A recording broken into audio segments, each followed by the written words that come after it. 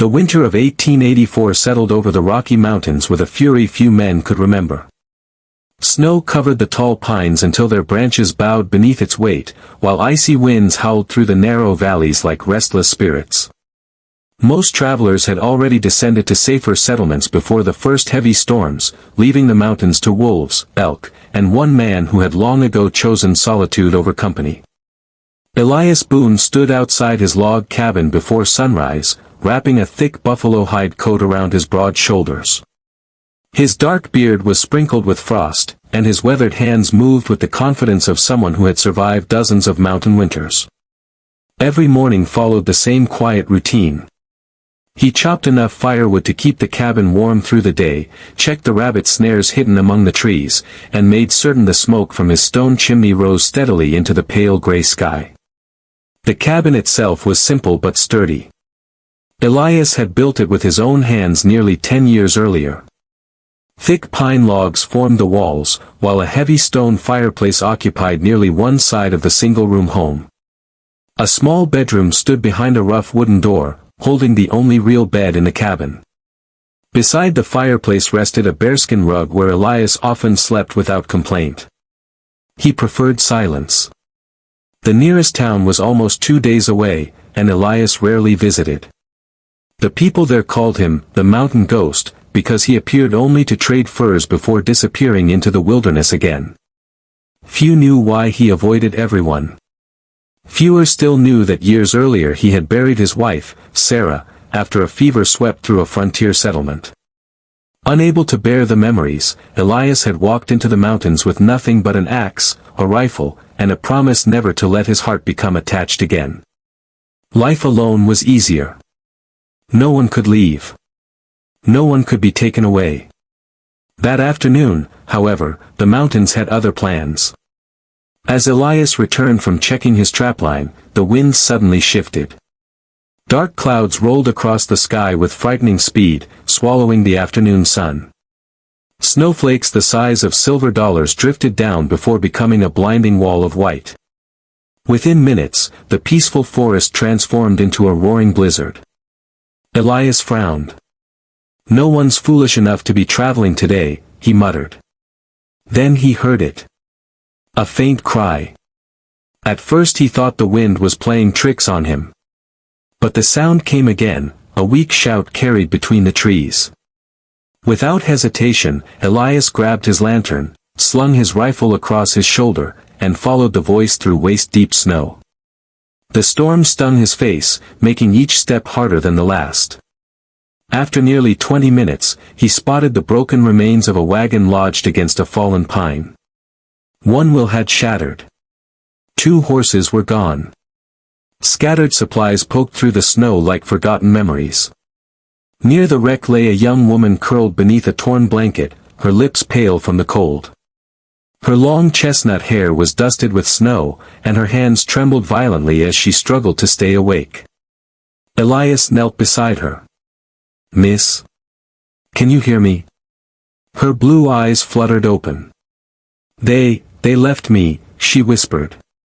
Elias looked around. There were footprints leading away from the wagon, several people traveling together, but only one set remained behind. "They took the food," she said weakly.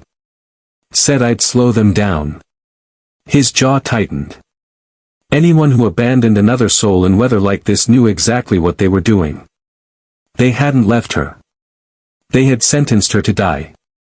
"My name is Clara," she managed to say before her eyes closed again. Elias didn't waste another second. He wrapped her carefully inside his heavy coat, lifted her into his strong arms, and began the long climb back to the cabin. The wind fought him with every step, pushing against him as snow buried his boots. More than once he nearly slipped on the frozen rocks, but he refused to loosen his grip. By the time the cabin finally appeared through the swirling snow, both of them were covered in ice. Elias pushed open the door with his shoulder and carried Clara inside. Warm firelight filled the room as he laid her gently near the hearth. He added fresh logs to the fire until bright flames chased away the deadly chill. After warming broth over the fire, he helped Clara sip a few careful mouthfuls. Color slowly returned to her cheeks. When she looked around the cabin, her eyes settled on the neatly made bed behind the bedroom door. I couldn't, she whispered. It's your bed. Elias glanced toward the small room.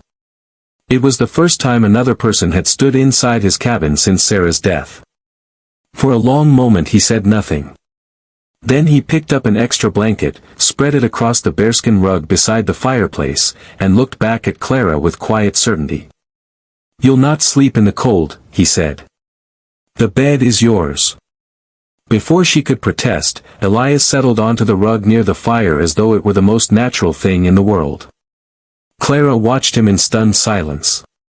She had expected suspicion, perhaps even payment for shelter. Instead, this rough, lonely mountain man had given a complete stranger the warmest place in his home without asking for anything in return. As the storm raged outside, Clara climbed into the bed with grateful tears in her eyes. For the first time since her journey west had begun, she felt safe. Neither of them realized that the simple act of kindness on that frozen winter night had just changed both of their lives forever. Morning arrived quietly, though the storm showed no sign of ending. Snow drifted against the cabin walls until only the top half of the windows remained uncovered. The wind had calmed somewhat during the night, but thick flakes continued to fall, blanketing the mountains in endless white. It was the kind of weather that could trap even the strongest woodsman indoors for days. Clara awoke slowly beneath a heavy patchwork quilt. For a few moments, she forgot where she was. The warmth of the bed felt unfamiliar after weeks of sleeping in wagons and rough campsites. Then the smell of fresh coffee and crackling firewood reminded her of the mountain cabin. She sat up carefully. The room was peaceful. Sunlight filtered through frosted windows, painting silver patterns across the wooden floor. Outside, snow clung to every pine branch like thick cotton. From the main room came the steady rhythm of an axe striking wood. Curious, Clara wrapped a wool blanket around her shoulders and stepped outside. Elias stood beside a stack of split logs, swinging his axe with calm, practiced movements. His breath formed little clouds in the cold air, yet he worked as though the freezing weather hardly bothered him. He noticed her immediately. You shouldn't be out here without a coat, he said. I only wanted to thank you, Clara replied softly. He nodded once before setting the axe aside. Come inside. Breakfast's ready. There was no grand conversation, no unnecessary words. Elias simply walked back toward the cabin, expecting her to follow. Inside, he poured 2 bowls of oatmeal sweetened with a little wild honey he had collected the previous summer. It's not much, he admitted. It smells wonderful, Clara answered with a smile. It was the first smile Elias had seen in years that carried no hidden motive. As they ate, silence filled the room once again. Clara soon realized the mountain man wasn't unfriendly. He simply wasn't accustomed to talking. After breakfast, she noticed a pile of torn shirts lying near the fireplace. May I borrow a needle? She asked. Elias looked surprised. For what? Those shirts won't mend themselves. He pointed toward a small wooden box without another word. For the next hour, Clara carefully stitched ripped sleeves, patched worn elbows, and repaired broken buttons. Her mother had taught her sewing as a child, and the familiar work brought her comfort. When Elias returned from feeding his mule, he stopped in the doorway. The shirts looked nearly new. You didn't have to do that. I know, Clara replied. I wanted to.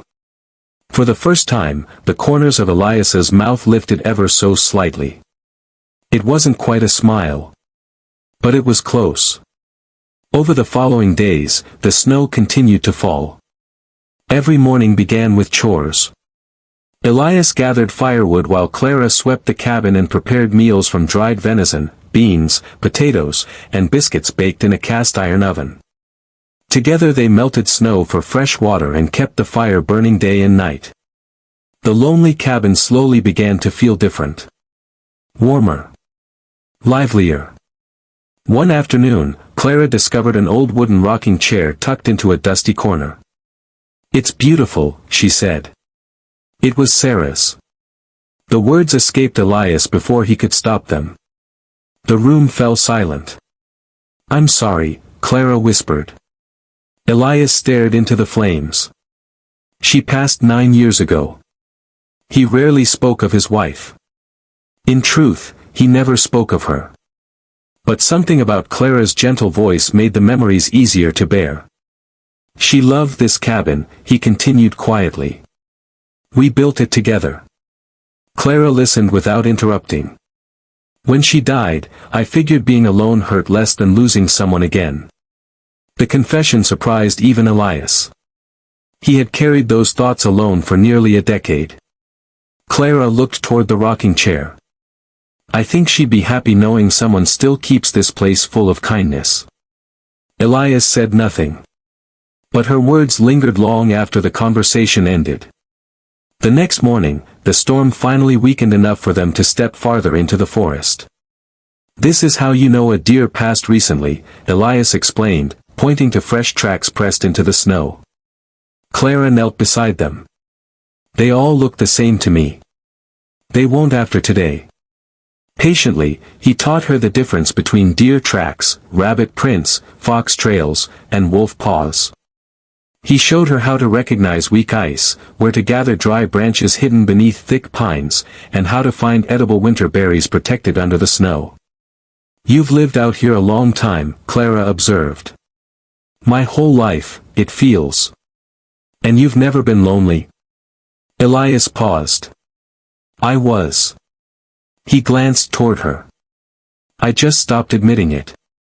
Clara lowered her eyes, understanding more than he realized.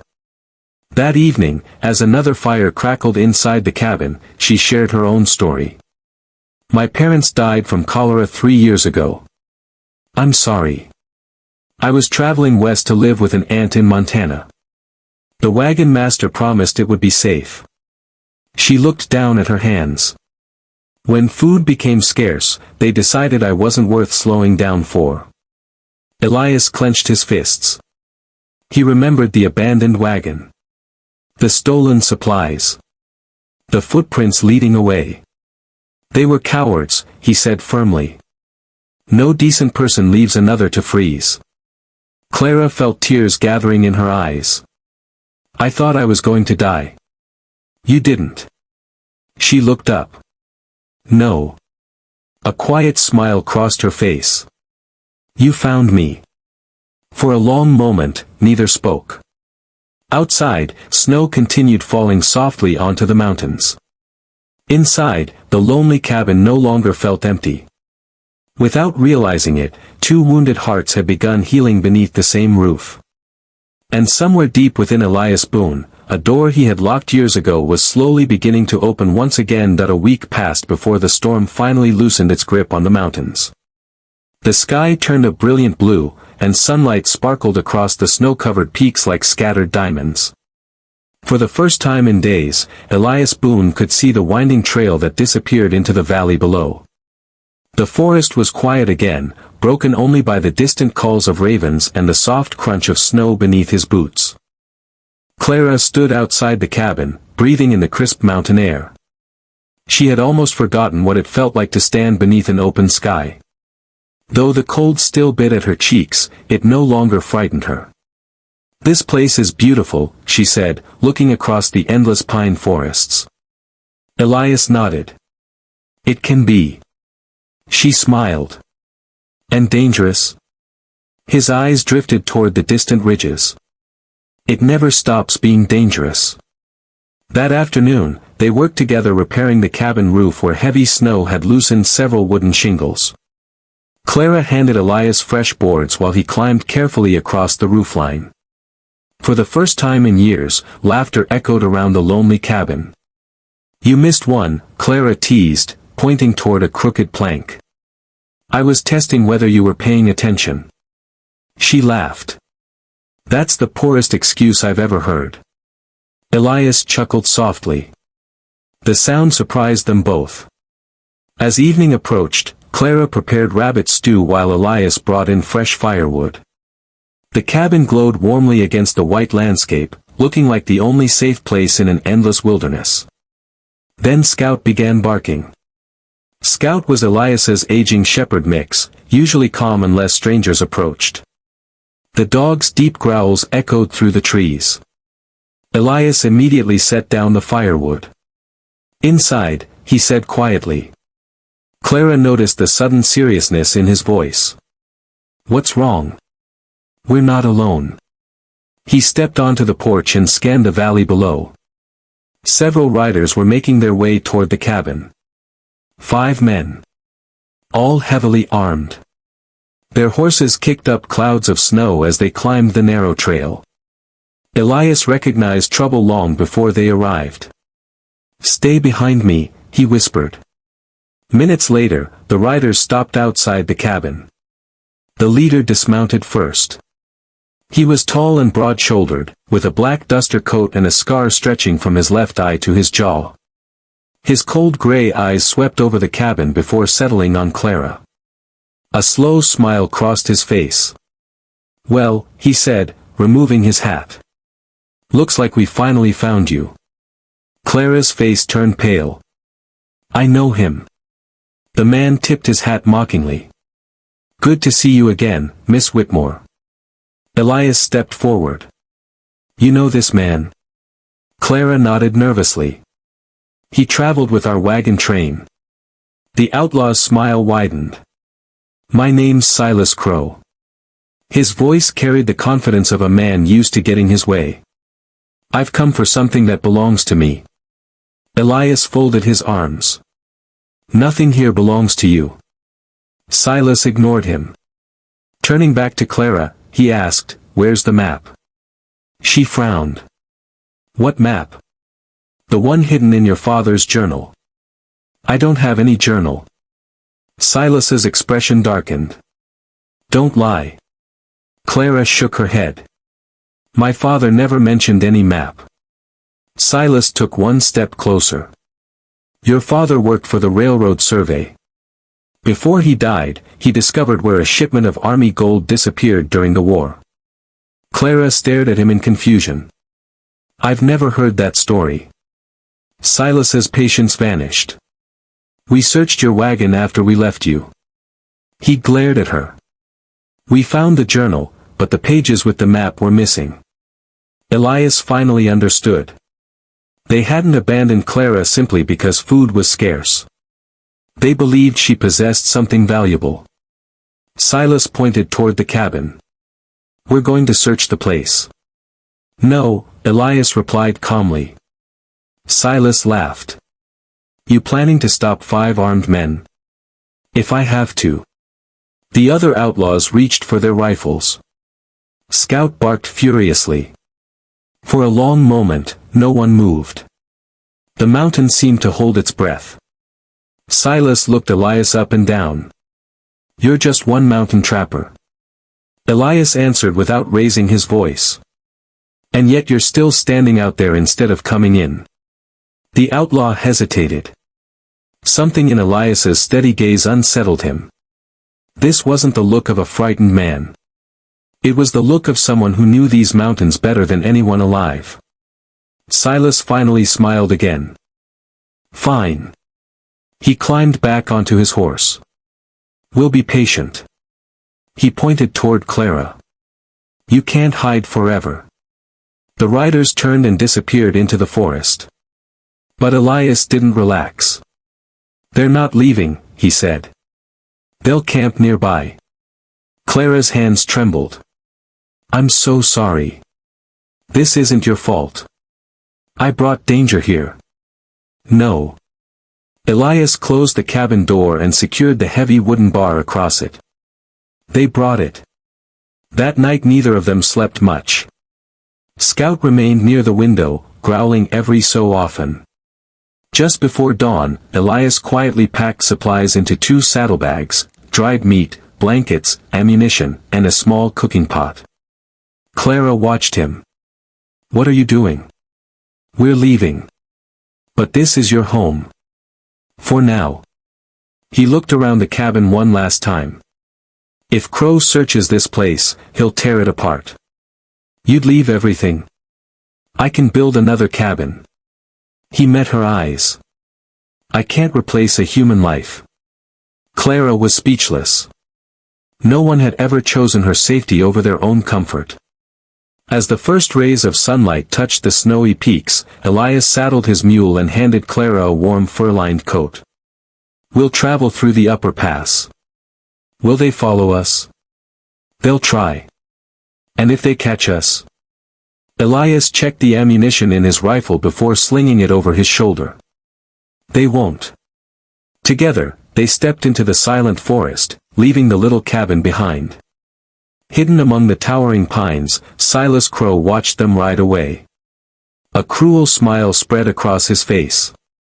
Let them run, he told his men. The mountains always reveal their secrets.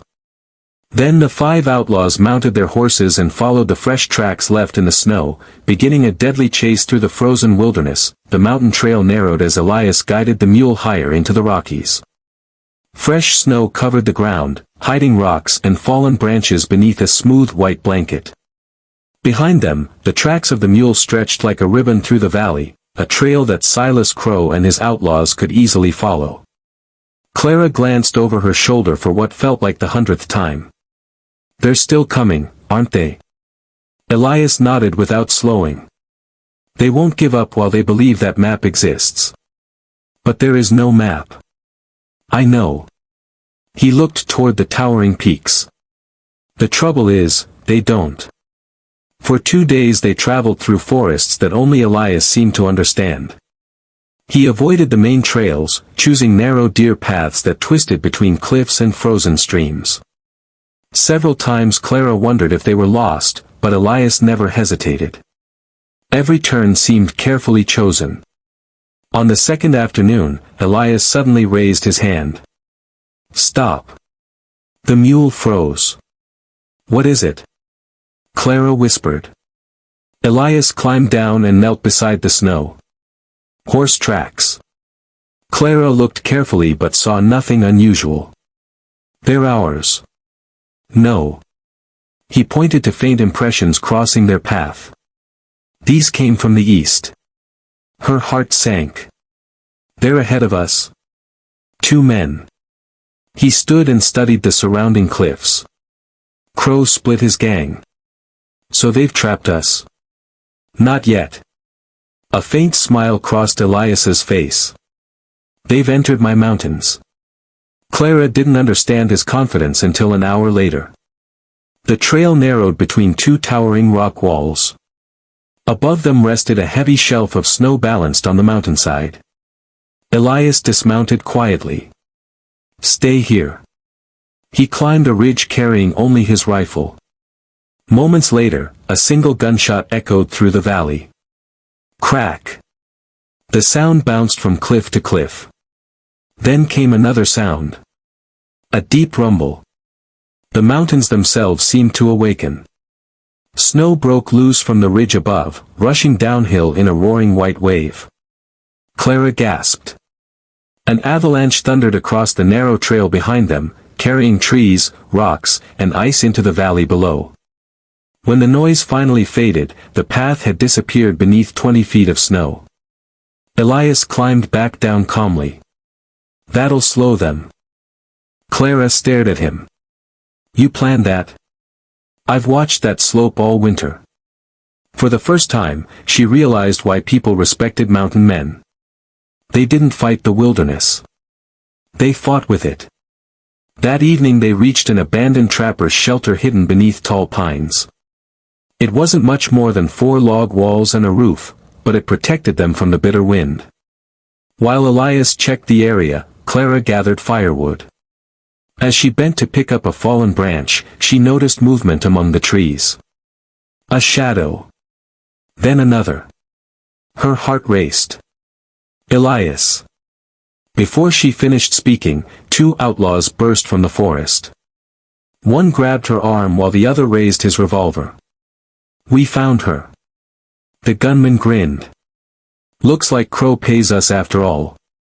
Clara struggled desperately. Let me go. The outlaw laughed. You'll come quietly. Suddenly an arrow shot from the trees. It struck the gunman's shoulder. He cried out and dropped his revolver.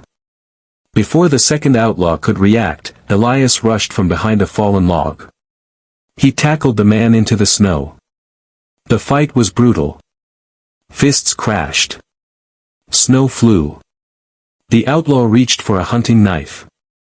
Elias caught his wrist just in time and slammed it against a rock. The knife fell harmlessly away. With one powerful punch, Elias knocked the outlaw unconscious. The wounded gunman tried to run. Clara spotted his revolver lying in the snow. Without thinking, she grabbed it and pointed it toward him. Stop! Her voice shook. The outlaw froze. She had never held a gun before. Neither had she ever threatened another human being. Elias stepped beside her. You don't have to shoot. The outlaw slowly raised his hands. After tying both men securely with rope, Elias searched their saddlebags. Among the supplies he found a folded piece of paper. It was Clara's father's journal. This is impossible, she whispered. They took it from my wagon. Most of the pages had been torn out. Only a few remained. As Clara carefully turned them, something slipped onto the floor. A faded photograph. It showed her parents standing beside another man wearing an army officer's uniform.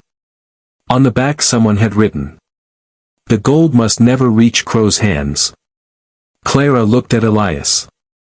So my father really knew something. Elias nodded slowly. Looks that way. Before they could examine the journal further, Scout began barking again. More riders. This time there were 3. Silas Crow had found them. We have to move, Elias said. But what about the journal? He tucked it safely inside his coat. We'll read it later. They hurried into the forest just as rifle shots echoed through the trees. Bullets struck nearby trunks, spraying bark into the air. Run! Elias shouted. They crossed a frozen creek with the outlaws close behind. Halfway across, Elias suddenly stopped. He handed Clara the mule's reins. Keep going. What are you doing? Buying us time. He grabbed his axe and struck the ice repeatedly. Cracks spread across the frozen surface. Silas urged his horse forward. Get him. The moment the lead horse reached the center of the creek, the ice shattered. Horse and rider plunged into the freezing water. The others pulled back in panic. By the time they found another crossing, Elias and Clara had vanished into the thick pine forest. Night fell before they finally stopped. Both were exhausted. They built a small fire inside a hidden cave known only to Elias. As Clara cleaned a cut on his arm, she frowned. You're bleeding. It's nothing. It doesn't look like nothing. She carefully wrapped the wound with a clean strip of cloth. You saved me again. Elias looked into the fire. I made a promise the night I found you. Clara smiled softly. You never actually made one. I didn't need to. She reached for his hand. For a moment, neither spoke. The silence between them no longer felt lonely. It felt peaceful. Outside the cave, Silas Crow stood on a distant ridge, staring into the darkness below. He clenched his fists. They're clever, one outlaw muttered. Silas's cold eyes narrowed. Maybe. A cruel smile slowly appeared. But every mountain has an end. He mounted his horse. And when they come down, they'll come straight to me. Far below, unaware of the trap waiting beyond the mountains, Elias and Clara rested beside the fire, believing they had finally gained the upper hand. The hardest battle, however, was still waiting for them. 3 days after escaping Silas Crow's ambush, Elias and Clara reached the western edge of the mountains. The towering peaks behind them slowly gave way to rolling hills covered in fresh spring grass. Snow still clung to the highest cliffs, but down below, wildflowers had begun pushing through the thawing earth. It should have felt like freedom. Instead, both knew the journey was not yet over. They had spent every evening studying the pages left in Clara's father's journal. Most of it contained notes about railroad surveys, rivers, and mountain passes. But hidden inside the back cover, Elias discovered something the outlaws had missed. A folded piece of parchment. It wasn't a treasure map. It was a letter. Clara carefully unfolded the brittle paper. Her father's familiar handwriting filled the page. "To my dear Clara," it began. "If you are reading this, I have likely failed to keep my promise. Years ago, I discovered that Captain Henry Crow, father of Silas Crow, stole a shipment of army gold during the war. Honest soldiers recovered the gold before he could claim it, and it was returned to the government. But Henry escaped justice, leaving his son to spend years searching for treasure that no longer exists." Clara continued reading with tears in her eyes. "There is no hidden fortune. Only lies that have destroyed many lives. If anyone ever comes searching, do not risk your future trying to prove the truth. Live honestly, love deeply, and let greed bury itself." She lowered the letter. "So there never was any treasure?" Elias nodded. "Your father protected innocent people by keeping that secret." Clara looked toward the mountains behind them. "And Silas has been chasing a ghost." Before either could say another word, Scout's ears stood upright. Hoofbeats. Fast. Elias grabbed his rifle. Silas Crow and his two remaining men burst over the nearby ridge. The outlaw leader raised his revolver. "Hand over the map." "There isn't one," Clara shouted. Silas laughed bitterly. "I've heard enough lies." He climbed from his horse and marched toward them. Clara stepped forward, holding her father's letter. "My father wrote the truth." She handed him the paper. Silas snatched it impatiently and read every line. The confidence slowly disappeared from his face. His hands trembled. "No." His voice became barely a whisper. "My father said." "He lied to you," Clara answered gently. "He spent your entire life chasing revenge for something that was gone before you were even born." Silas crushed the letter in his fist. "You're lying." He raised his revolver toward Clara. Before he could pull the trigger, Elias moved. One sharp rifle shot echoed across the valley. The bullet struck the revolver, knocking it from Silas's hand without harming him. Startled, the remaining outlaws reached for their weapons, but seeing Elias's steady aim, they hesitated. They knew they had already lost. Within moments, they threw their rifles onto the ground. Silas stared at the fallen gun. Years of hatred, greed, and obsession had led him to nothing.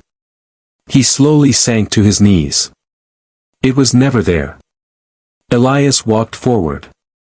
"You can spend the rest of your life chasing lies." He looked toward the open valley. "Or you can stop." Silas said nothing. When the sheriff from the nearby settlement arrived later that afternoon with several deputies, the remaining outlaws surrendered without resistance. As Silas was led away in handcuffs, he looked back at Clara. "I'm sorry." They were the first honest words anyone had heard him speak. Days later, peace finally returned to the mountains. Elias and Clara rode back to the little log cabin. The smoke-blackened chimney still stood proudly against the blue sky. Wildflowers surrounded the porch, and birds nested beneath the roof as though welcoming them home. Clara smiled. "It survived." "So did we," Elias replied. Together they repaired the broken fence, replanted the small vegetable garden, and cleaned the cabin from top to bottom. Laughter returned to the rooms that had once echoed only with silence. One warm evening, after finishing supper, Elias disappeared into the bedroom. When he returned, he carried a small wooden box. He placed it gently on the table. "What is it?" Clara asked. "Open it." Inside lay several folded documents. She unfolded the first page. It was the legal deed to the cabin, along with every acre of surrounding land. Confused, she looked up. "Elias, why are you giving this to me?" He took a slow breath. For years this was only a shelter. He glanced around the room. After Sarah died, it stopped feeling like a home. His voice softened. "Then you walked through that door." Clara's eyes filled with tears. "You filled this place with laughter again." He gently pushed the papers toward her. "This house belongs to you now, if you'll stay." Tears rolled down Clara's cheeks. She slowly closed the box and placed it back into his hands. "I can't accept it." Elias looked disappointed. "You deserve it." She stepped closer. "I don't want your house." He frowned. "I want our house." For a moment, neither spoke. Then Clara reached into her pocket and pulled out a simple silver ring that had belonged to her mother. She smiled through her tears. "I'll only stay on one condition." Elias raised an eyebrow. "And what's that?" She slipped the ring into his rough hand. "You stop calling it your cabin." His eyes widened. "Because from now on." She gently took both of his hands. "It's the home of a husband and wife." For the first time in many years, Elias Boone's guarded heart finally broke open. A broad smile spread across his weathered face. He pulled Clara into a warm embrace. Outside, the evening sun settled behind the mountains, casting golden light across the little cabin. The lonely house that had once sheltered only one grieving man had become something far more precious. It had become a home built not from logs and stone, but from trust, sacrifice, and love. Spring settled gently over the Rocky Mountains, washing away the last patches of winter snow. Crystal streams flowed once again through the valleys, wildflowers painted the hillsides in shades of blue and yellow, and birds filled the morning air with cheerful songs. The harsh season that had brought Elias Boone and Clara Whitmore together was finally over, replaced by the promise of a new beginning. Word spread quickly through the nearby settlements that the notorious outlaw Silas Crow and his gang had been captured. Travelers passing through the region spoke just as often about the quiet mountain man who had risked everything to protect a stranger. Before long, people no longer called Elias the mountain ghost. Instead, they spoke of him as a man whose courage was matched only by his kindness. A month after Silas's arrest, the small mountain community gathered near Elias's cabin for a wedding. There was no grand church, no expensive decorations, and no fancy celebration. The towering pine trees became the walls of their chapel. The blue sky served as its ceiling. Neighbors from scattered ranches, trappers from nearby valleys, and a few families from the nearest town traveled for hours to witness the ceremony. Some brought homemade bread, others carried fresh flowers, while a rancher donated a young calf as a wedding gift. Everyone wanted to thank the couple whose bravery had made the mountains safer for everyone. Clara wore a simple cream-colored dress sewn from sturdy cotton, with tiny wildflowers woven into her hair. She looked beautiful not because of expensive jewelry or fine fabric, but because happiness shone in her eyes. Elias wore his cleanest buckskin coat, freshly polished boots, and the same worn hat he had owned for years. He looked nervous, something none of the guests ever imagined possible. When Clara reached his side, she smiled. "You look worried." "I've faced wolves," Elias admitted. "I've stared down outlaws." She laughed softly. "And today? I'm afraid I'll forget my vows." "You won't." She gently squeezed his hand. "Just speak from your heart." The elderly preacher smiled as he began the ceremony. "My friends, today we gather to celebrate not only a marriage but a miracle. Two lonely souls found each other because one man refused to let another human being sleep in the cold." Several guests nodded quietly. Everyone had heard the story by now. When it came time to exchange vows, Elias looked into Clara's eyes. "I spent years believing my life was over," he said honestly. I built walls around my heart because I thought it was safer to be alone. His voice grew steadier. Then one winter night, I found a woman who had lost everything, yet still found reasons to smile. He reached for her hands. You gave this cabin laughter again. You gave me hope. I promise that no matter how hard the winters become, you'll never face them alone. Many guests wiped tears from their eyes. Clara smiled through her own tears. When my wagon was abandoned, I believed the world had forgotten me. She looked lovingly at Elias. But God sent me to the one man who still knew how to care for someone else before himself. She took a deep breath. You gave me shelter before you even knew my name. You trusted me before I trusted myself. I promise to stand beside you in every season, whether the days are filled with sunshine or snow. The preacher smiled warmly. Then by the authority entrusted to me, I pronounce you husband and wife. As Elias kissed Clara, cheers echoed through the mountains. Even Scout barked happily, running excited circles around the guests. The celebration lasted until sunset. Children played beside the creek while neighbors shared stories around a roaring campfire. Laughter echoed across the valley long after darkness settled over the mountains. Life changed steadily over the following years. Elias and Clara worked side by side to expand the small cabin. Together they built 2 extra bedrooms, a larger barn, and a sturdy stable for travelers' horses. Clara planted a thriving vegetable garden, while Elias cleared more land for fruit trees and grazing animals. Their home soon became known as the safest place in the mountains. Whenever storms trapped travelers, a lantern always burned in the cabin window. Everyone knew what it meant. You are welcome here. No one was ever turned away. Hungry strangers were offered warm meals. Lost children found safety. Weary trappers were given dry blankets and hot coffee. If someone arrived with nowhere else to go, Elias would simply smile and repeat the same words that had changed Clara's life years before. You'll not sleep in the cold. Those words became famous throughout the territory. People who had never even met Elias Boone knew the saying. Some began calling his cabin the Warm House. Others simply called it Boone's Haven. But to Elias and Clara, it was just home. Years passed. Their family grew. First came a son they named Samuel, with his father's dark hair and his mother's bright blue eyes. 2 years later, a daughter, Rose, filled the cabin with even more laughter. Scout grew old alongside the children, happily watching over them until his final peaceful days beside the fireplace. On snowy winter evenings, Samuel and Rose loved hearing the same bedtime story. Tell us again, Rose would say.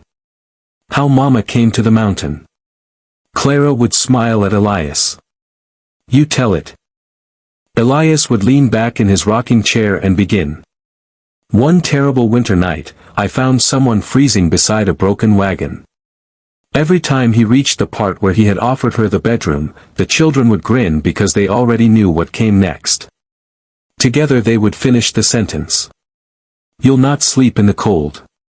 Everyone laughed. One quiet evening many years later, as snow gently fell outside, Elias and Clara sat together on the porch wrapped in a single blanket.